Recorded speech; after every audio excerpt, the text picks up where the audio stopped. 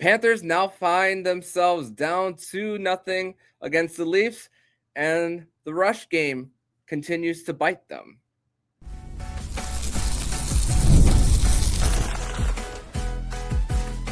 You're Locked On Panthers, your daily podcast on the Florida Panthers. Part of the Locked On Podcast Network, your team every day.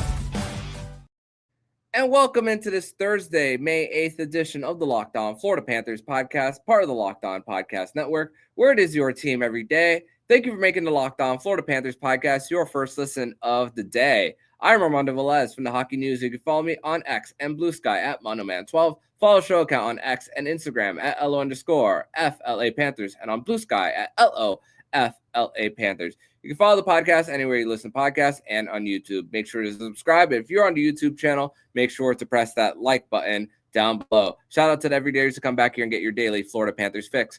Today's episode is brought to you by Monarch Money. Take control of your finances with Monarch Money. Use code LOCKEDONNHL at monarchmoney.com for 50% off of your first year. So, Panther fans, grateful to be back here once again on another edition of the show to discuss everything in the world of the Florida Panthers, even when the Florida Panthers find themselves on the losing end, which they find themselves down 2-0 after a 4-3 loss against the Toronto Maple Leafs, where they got a lead early on, and every time the Toronto Maple Leafs found a way to respond. The thing for the Panthers, it was quick scoring, one of them on the power play, and then 15 seconds into the second period. And then, like I said, the Toronto Maple Leafs always found a way to counterpunch. And for the Leafs, the rush defense continues to thrive for them. And now it is 5 out of their 9 goals in the first 2 games that were developed on the rush. And here to break down more of this game for the Florida Panthers 4-3 loss against the Toronto Maple Leafs, he is from the South Florida Sun Sentinel, Adam Lichtenstein. Adam, welcome to the show in your Locked On Panthers debut, my friend. Yeah, thanks for having me. Absolutely. Thank you for coming on the show. So, so the Florida Panthers made a few changes to their lineup. They put Mackie Samoskevich back into the game. Aaron Ekblad came back from his 2-game suspension for the Panthers here. And through the first period, I mean, it wasn't the 4 shots on goal that like we saw in the first period for the Panthers in game 1. But, I mean, the Panthers get a quick goal off a power play 5 seconds in. Barkov uses a screen to get the goal past Joseph Woll. But, I mean, even though they did get that goal and the Leafs countered, it was more trips to the penalty box that became trouble for the Panthers. Dmitry Kulikov getting those 2 penalties, one of them misplaying the puck at the blue line, and then that delay of game penalty. But credit to the Panthers early on for them, kill the penalty, and then Brad Marchand immediately draws a penalty for them. And then we saw the physical element starting to get a little bit there for the Panthers and the Leafs, but it was only short-lived, as I was anticipating the Panthers trying to bait Toronto into penalties, but it wasn't really that type of response, and it was a mature type of game for Toronto, and really for the Panthers, they find themselves in a really tough spot after an early lead, and then still Toronto finding ways to score 2 in the second period. Yeah, no, like you said, what really stood out to me was that it seemed like every time something went right for the Panthers, they got a big goal, they started to look good, and maybe they'd see some momentum. Toronto came right back. You know, Anton Lundell ties the game at 3 in the third period, and you're like, okay, now the Panthers are going to step up and maybe take control of this game, and they score 15 seconds later, literally 15 seconds later.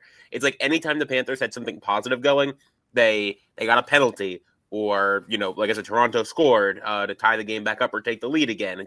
It seemed like they couldn't quite get that extra oomph like they did against Tampa in the first round. Like, Tampa didn't really strike back like that when the Panthers started getting momentum in the first round.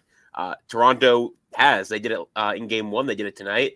So just, you know, really, tough road for the Panthers there. Yeah, and for the Panthers, you said that you mentioned how they weren't able to just grab the momentum for them, and when I mentioned earlier about the Panthers probably getting into their heads a little bit in that in the middle of the second period where Evan Rodrigues goes to the locker room for a little bit after getting hit from Scott Lawton. Nate Schmidt goes after him, and then they go to the box for roughing. Holmberg takes a retaliatory penalty on Carter Verhaeghe, and he's called for tripping, but the Panthers are unable to get shots on the power play. And it's been for, even though they got the power play goal, and the advantage for the Panthers in special teams is 2-1 so far in the 2 games. I mean, it's just another way of the Panthers just not grabbing the bull by the horns, and then just and then it's like in that part of the game, it's like a boxing match where it's like the 6th or 7th round, and the Panthers can't prove to the judges that they can get more points for them. In this case, it's goals for the Panthers there. And in that part of the game, I mean, it was back-to-back saves from Joseph Woll and Sergei Bobrovsky on back-to-backs. Etu had an interception, feed to Marchand, save with the right leg, and then Nylander comes up with speed. But there were so many points during the game, even outside of the rush goals, that the alarms were going off. There was a stretch pass that nobody picked up Max Domi as he got through the Panthers defense, and Sergei Bobrovsky was able to get the save on him. But that was just the issue all night. It's just the pinches, the lack of closing gaps for them. And even when the Panthers were in the offensive zone, Adam, I mean, the Leafs looked as comfortable as can be getting in front of pucks. And even when they weren't winning their 50-50 retrievals, they weren't using their east-west movements to open up shooting lanes, which Mackie Samoskevich spoke about after the game, which Jameson Olive just tweeted out. Yeah, it's crazy because, like, who, I mean, I don't pretend to be an expert, but it's like, who the Maple Leafs have reminded me of the last 2 games? The Panthers. Yeah. It seems like they're like out-panthering the Panthers in the first 2 games of the series. Like, that was a big thing for them, for Florida in the first round, is just blocking shots and cutting off shot angles. And Toronto's done that very well through 2 games, and just kind of keeping Florida from getting good shots. And a couple times, like late in the game, where the Panthers had really good opportunities, they just misfired. I thought there were 2 times in the third period I thought the Panthers were going to tie the game, where Mackie Samoskevich had that, got the puck right next to Joseph Woll, and Woll makes a great save. And then Verhaeghe had a chance late in the game, I think about maybe 5 minutes left in the game, where he was basically, I think, right in front of the net, and just couldn't quite corral the puck. I thought he had the goal in front of him and just couldn't connect on it. So it just seemed like I said, the Panthers couldn't get things going when they really needed to, and the Maple Leafs did a really good job of kind of getting in their way and throwing them off their game. Yeah, and William Nylander struck again for the Toronto Maple Leafs in this one. Just we saw a sense of like how great his hands are. Just amazing what he could do. Which was the second goal was off that turnover where they were working it low to high, and then they got it past Sergei Bobrovsky. But it's crazy to think that even Max Pacioretty wasn't even playing all of his time on the second line. There were most of the time he was, and then he would be placed there by Holmberg there, and it's just goes to show that just the quality over quantity, that has just been the Toronto Maple Leafs MO throughout these 2 games. I mean, and on that power play goal for Max Pacioretty, he allowed Ekblad draws a little bit from the low slot to the mid slot there, and then leaves him open after working that low to high play, thinking that Gustav Forsling was going to recover that, and then he gets that primary assist on William Nylander's goal as they went on in transition for them. And I mean, it's got to hurt for Panther fans, especially. Speaking of rush chances, that Stephen Lawrence, who won a Stanley Cup, and then, of course, we told the story about him living his dream when he signed in free agency about playing for the Toronto Maple Leafs. He gets Sam Bennett was that defenseman back after that pinch, and then Max Domi takes the lead for the Toronto Maple Leafs there. We got a lot more to get to in the second segment here on this breakdown here of this 4-3 loss for the Florida Panthers against the Toronto Maple Leafs. We're going to discuss that more with myself and Adam Lichtenstein next here on the Locked On Florida Panthers podcast. Today's episode is brought to you by Indeed. And Do you realize your business needed to hire someone yesterday? How can you find amazing candidates fast? Easy. Just use Indeed. When it comes to hiring, Indeed is all you need. Stop struggling to get your job post seen on other sites. Indeed sponsored jobs puts your post at the top of the page and help you reach the right candidates faster. I've been in that spot where I've needed to hire, like yesterday. The pressure's on, and every day without the right person is a setback. That's exactly when Indeed sponsored jobs comes in handy. They make sure your post is seen by the right candidates right now. Now you can speed up the hiring process with a $75 sponsored job credit. Just go to Indeed.com/lockedon right now and support our show by saying you heard about Indeed on this podcast. Terms and conditions apply. Hiring Indeed is all you need. Segment 2 here on this Thursday, May 8th edition of the Locked On Florida Panthers podcast. Thank you once again for making the Locked On Florida Panthers podcast your first listen of the day here on a Thursday, here with Adam Lichtenstein from the South Florida Sun Sentinel, here to continue to break down this 4-3 loss for the Florida Panthers against the Toronto Maple Leafs as the Leafs take a 2-0 series lead over the Panthers as now the series shifts to Sunrise. And 3 duds of the game, and then we are going to discuss the moment where we knew the game was lost for the Panthers. So, number 3 dud for me is Matthew Tkachuk. Silly turnover for him that led to the Nylander goal. A great active stick by Oliver Ekman-Larsson, former Panther, that resulted in that goal. Like we mentioned, Max Pacioretty on the primary assist there, and that was the goal less than just over 4 minutes. Like we spoke about, the Leafs had a counter punch every single time the Panthers threw one their way. Number 2 dud for me is the Schmidt-Kulikov pair for the Panthers here. Silly penalties for Dmitry Kulikov, 2 of them very early, loses the puck at the blue line and ends up in the box after the hold, and then the puck over glass for the delay of game, which they ended up scoring on that power play. And then number 1 dud for the Panthers, Sergei Bobrovsky. The expected goals for the Toronto Maple Leafs in this game was 1.85, while the Florida Panthers gave up 4 in this one. Yeah, the rush chances were a bit of an issue, but still for Bobrovsky, that you got to find a way to bail your team out as well. And it's been we've seen this so many times, even in last year's Stanley Cup final, where the Panthers were on the Panthers opposition, was on the rush, and they weren't able to find a way to stop them. And so for you, your 3 duds of this game. I mean, you kind of nailed it. And sorry if you heard my dog Lucy kind of whining a little bit. Clearly talking about the Panthers struggling makes her sad, makes her whine. All she knows, she's only a year old. All she knows are the Panthers are Stanley Cup champions. But no, I mean, you hit the nail on the head. Like I was going to mention, Sergei Bobrovsky. Oh my God, now their dogs are tussling now in the background. But yeah, Sergei Bobrovsky, rough game from him.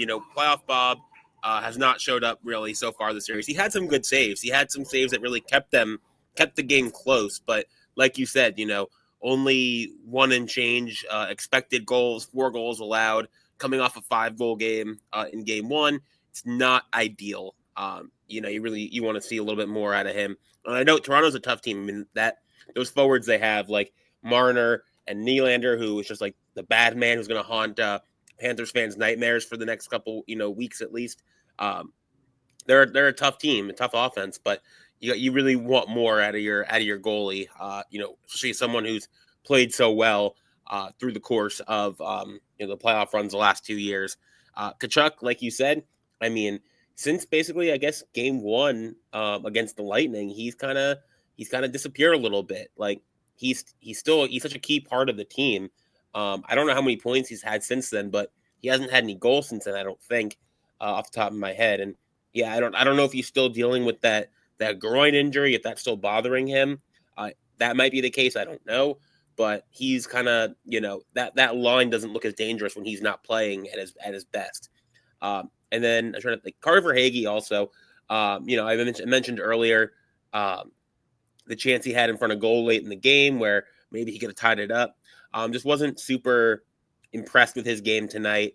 The crazy thing is, it seems like, with the exception of, I guess, Barkov, none of the top six forwards really impressed me tonight. And Barkov obviously gets that goal, and he's always good on defense. And Reinhart was good too. I really don't have anything to say about him tonight. But I'm so impressed with how the third line's been playing that it's overshadowed. I'm like, why isn't the first line and second line kind of matching their energy? So just the third line's playing so well, they're kind of overshadowing everyone else. But I definitely you'd want to see some more offense from those first two lines. Yeah, and the Panthers had a shift that had that top line that has been given of the Maple Leafs that has given them issues throughout the first two games. They had them pinned there for at least a good minute and a half in the final 5 minutes, but they were only able to get a partial change. So we saw how later on in that shift that they were just starting to get tired and then unable to just get something past Joseph Woll on that shift. And then on the 6-on-5, which they pulled Bob with 2 minutes and 55 seconds left. The lanes that the Toronto Maple Leafs were getting their sticks in, they really protected the house, cleared the net front for them there. And for the Panthers there, it was just tough that they weren't able to get that one through. Yeah, you really want to see, like I said, you want to see your top forwards create some more, just like they had so much possession late in the game and they just never really got a great opportunity late in the game. Even when they had the extra man, they had possession, they were in the offensive zone and just really didn't have any great opportunities, any great shots on goal. Like I said, you just want to see those top forwards create a little more. Yeah, and they also haven't even mentioned this. They brought Mackie Samoskevich on the second line to start the third period to at least try to match their speed for speed to Toronto, knowing what they've been able to do throughout the first 5 periods, even before that. And this leads to the moment where I knew the game was lost for the Panthers. You mentioned it earlier. The Panthers were getting in transition. The gap was closed on Matthew Tkachuk. He got it back to Nate Schmidt, who was jumping in on the play. And then Mackie Samoskevich right there, right on the blue paint. Joseph Woll stretches out that right leg, and then it goes into the net. And then you just see Mackie's face like this. Like he's like, I can't believe that I couldn't get a little bit more of a lift on that puck. And the Panthers just couldn't find that tying goal. In order to at least put a little bit of pressure on Toronto there. So your moment where you knew the game was lost. Really not until the very end. Having watched this Panthers team in the playoffs the last couple of years, they have so many clutch goals from so many different people, whether it's Sam Reinhart or Matthew Tkachuk or just, the list goes on. Carter Verhaeghe. There's so many guys who've had clutch moments in the last 2 years that if it's a 1-goal game, I don't think they're out of it until the clock hits 0, or I guess technically in my case, like around the 30-second mark when it was clear, Toronto was fresher and the Panthers were getting tired despite having the man advantage. And, about 30 seconds left in the game, okay, this is probably not going to happen. But up until then, I thought they could tie this game at any second. Like they've got so many guys who can, get the puck on net and take quality shots. I didn't think the game was over until those last few moments when Toronto was clearing and, just the Panthers were tired and ragged at the very end. But so, even though they had opportunities they missed, I thought all they need is one more good one and they can tie this game and go to overtime and then who knows. So, maybe Mackie missing the shot, like that's brutal. And Verhaeghe missing his opportunity is brutal. But it's like, hey, you still got Matthew Tkachuk. You still got Aleksander Barkov. You still got Sam Reinhart. You can score at any moment. It wasn't until the very, very end that I'm like, okay, they're cooked here. Yeah, with how many times Toronto was clearing the zone there, I was just like, yeah, it's not happening. And even before that, the fourth line, which was very quiet, Evan Rodrigues and Boquist were driving, and then Jake McCabe just sweeps it out of the crease. And I'm just like, man, there was that opportunity. You saw at times that Joseph Woll was starting to sprawl into his net, so maybe a little bit of panic from time to time. Anthony Stolarz doesn't sprawl as much as he does. Even they were talking about in the broadcast how you want to force Joseph Woll to play the puck a little bit. The Panthers were getting in deep, and then after the first period, they weren't really putting that forecheck where Joseph Woll was actually playing the puck there. And even the Panthers, the faceoff discrepancy was way in the other direction, that we saw Sergei Bobrovsky coming up in the play and dishing it out real quickly because they knew that for defensive zone draws, the amount of times that Toronto was winning those as well. So that was another thing that has been an issue for the Panthers, at least in for game 2 for them, because let me check real quick the discrepancy. It's funny that you mentioned, Joseph Woll playing the puck. There were a couple times, especially early in the game, where he was like playing the puck behind the net, and I'm like, you are making some interesting choices behind the net. Like Marchand, took him out a little bit. Not even really even hit him, but for Higgins as well. Yeah, I'm like, you are certainly making some choices there. And he's lucky that didn't come back to bite him. I think there was one point where it may have been where Marchand knocked him over, where I think the puck was kind of, I don't know if no one had possession, if the Panthers had possession for a second, where I'm like, there's nobody in net. And obviously didn't come back to bite the Maple Leafs or anything. But I'm like, yeah, just making some decisions back there. Yeah. So, yeah, that's for the Panthers. The Leafs there, they found a way to adjust, and they were once again forcing the Panthers to dump the puck, and they were once again Toronto was found ways to win those puck battles over and over again. Even though the Panthers still had the shot attempts advantage, this time was 64-33 according to Natural Stat Trick, but still the final score is what matters for them. 4-3, the final score for the Leafs over the Panthers here. But we're going to transition over to segment number 3, where we had a vibe check a little bit after round 1. We spoke all about the positives, but this time around, I can't necessarily put any silver linings, and so we will discuss that more next here on the Locked On Florida Panthers podcast. Today's episode is brought to you by Monarch Money. And ever check your bank account and wonder, where did all my money go? Between dining out, online shopping, and entertainment, it's easy to lose track. That's where Monarch Money comes in. It's your personal CFO giving you full visibility and control over your finances. Monarch Money isn't just a budgeting app. It's a complete financial command center. You can track all of your accounts, investments, and spending all in one place. So you stop just managing your money and start building wealth. When I started using Monarch, I just realized how much I was spending on food delivery. Now I budget smarter and save more. Instead of juggling multiple apps, I can use Monarch to check finances, track spending, and even plan long-term goals. Managing money with your partner is smoother than ever. You can track shared and personal accounts, set goals, and stay on the same page without the stress. Take control of your finances with Monarch Money. Use code LOCKEDONNHL at monarchmoney.com for 50% off your first year. That's monarchmoney.com, code LOCKEDONNHL for half off of your first year. Segment 3 here on this Thursday, May 8th edition of the Locked On Florida Panthers podcast. Thank you once again for making the Locked On Florida Panthers podcast your first listen of the day here on a Thursday, here with Adam Lichtenstein from the South Florida Sun Sentinel to continue to break down this 4-3 loss for the Florida Panthers over the Toronto Maple Leafs. And Adam, I was quite positive after game 1 for the Panthers here, after they found a way to score 2 quick ones for them. But this time around for the Panthers, yeah, Lundell scores the 50, but the 17 seconds later, which Mitch Marner, it's once again just attention to detail and just quick to at least mentally engage. Before I could even finish my tweet sending it out that the Panthers scored, is like, oh, the Leafs respond. So. And the fact is, I mean, hey, Mitch Marner took advantage of an opportunity where I believe it was Matthew Nyes who screened Sergei Bobrovsky there, and Barkov was there along with him. So just a great vision for Mitch Marner there, going high off the post and off the crossbar, and in. But I can't put any silver linings this time around. I know there's the logic of, oh, you're not in trouble until you lose at home. But I mean, the Panthers have been road warriors throughout the last 2 playoff runs. I mean, 2 years ago, they go on a 10-game road winning streak before losing in Vegas for them. I mean, we saw what happened in Edmonton just last year for them.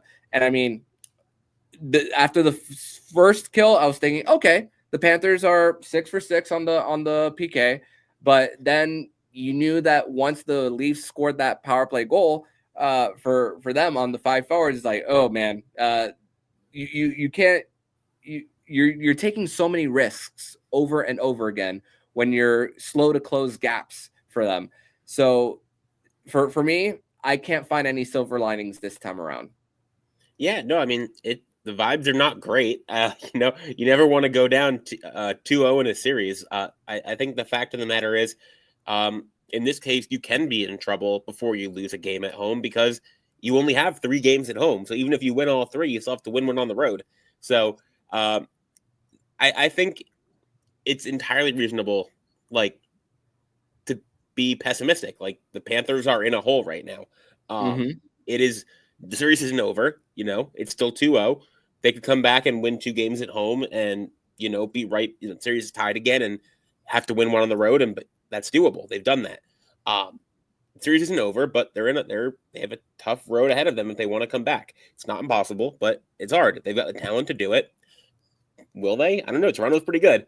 So, I mean, yeah, Toronto's obviously now the heavy favorite. I think Florida was the favorite, I think the betting favorite up until midway through this game. So, which I found interesting, but Toronto's the clear favorite now. The Panthers are in trouble, but series isn't over. You win game 3 on Friday, and then you're 1 game away from tying the series, and then if you tie the series, you're right back in it. So, not over, but it's gonna be hard. But they're a good team. They're capable. Yeah, and there's a part of me that went that maybe I didn't touch on this too much during the regular season, but I think back to, okay, I mean, Sam Reinhart scoring 57. I was not expecting him to score 57 every single year. Okay, there was a significant drop off from Carter Verhaeghe. The injuries for the Panthers at the end, which ended up working in their favor against the Tampa Bay Lightning, but the lack of scoring punch for the Panthers. It's crazy because we're talking about lack of scoring punch when they scored 3 goals on the night, and usually that's good enough to win. They scored 7 in 2 games.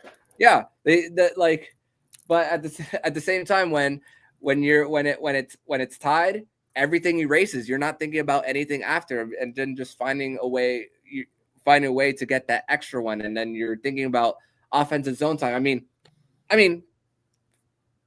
in Carolina, Washington yesterday, I mean, we saw a big shot on goal discrepancy between Carolina and Washington, and Carolina found a way to win on a shot that wasn't the highest of quality from the blue line from Jacob Slavin. So, but at the same time, I mean, Toronto's not pinned in their zone as much as Washington, and it's quick breakouts. They're using the board to their advantage as well, and they're catching Florida at times on changes as well.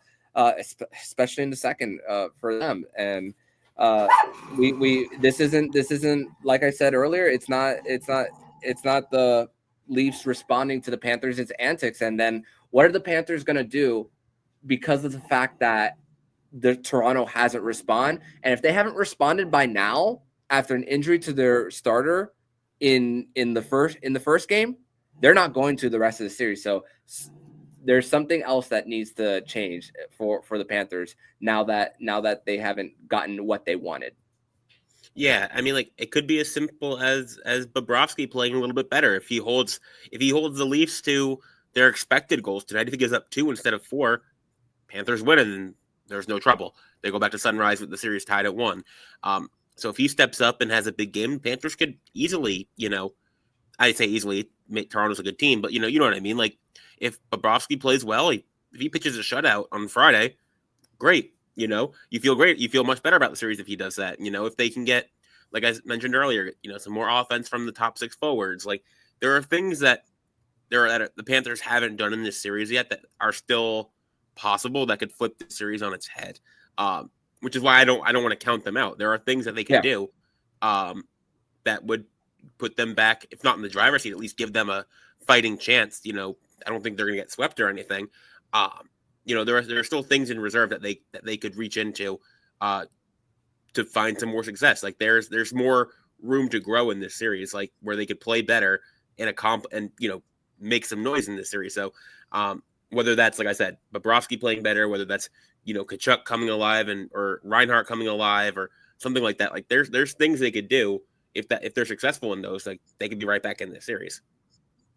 Yeah, and just got to get the Leafs D to stretch a little bit out more, because we saw it in the Lundell goal where they were going in on the forecheck on Morgan Riley at to intercepts it right before that tic-tac-toe play. And I'm just looking at the analytics on Natural Stat Trick. I mean, it was 2/3. It was actually 3/4 possession for Aleksander Barkov, Verhaeghe, Reinhart, but they were -1. The Bennett, Tkachuk, Rodrigues line shot on attempts for to shot attempts against was 78% in favor of the Panthers, but they were -2. So it's just little things and tweaks. I'm not counting them out neither, but at the same time, for the Panthers, you got to play a near perfect game, and we know now that you can't afford to make any mistakes, because without Matthews scoring, neither as well, because he's also has his injury that he's going through.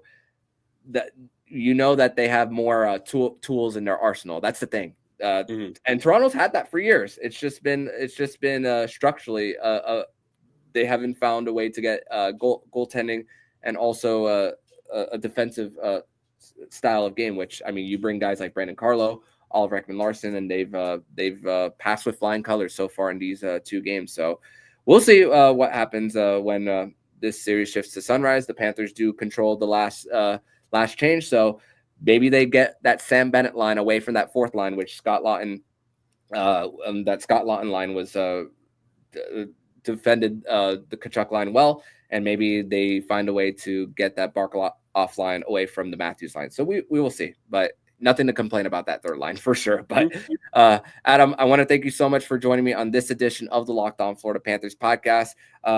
Thank you for joining me, even for a Panthers loss for them, where they go down 2-0 against the Toronto Maple Leafs. Tell everybody where they can follow you online, my friend. Yeah, you can follow me on Twitter. I'll never call it X. You can follow me on Twitter at AB Lichtenstein. You can follow me on Blue Sky at A Lichtenstein. And you can read everything I write about the Panthers, about the Hurricanes, about Miami Heat, whatever I'm out covering at sunsentinel.com. Awesome, man. Thank you so much, and hope to see you again soon. For sure. Maybe we'll talk about a Panthers win next time. And if you like what you're hearing, please subscribe to the podcast to be notified every single time the Locked On Florida Panthers podcast jumps into your podcast feed. Don't forget to also subscribe to the other shows on the Locked On NHL network, including Locked On NHL, Locked On Fantasy Hockey, Flip Livingstone and Stu Roden, and Locked On NHL Prospects. Thank you once again for making the Locked On Florida Panthers podcast your first listen of the day.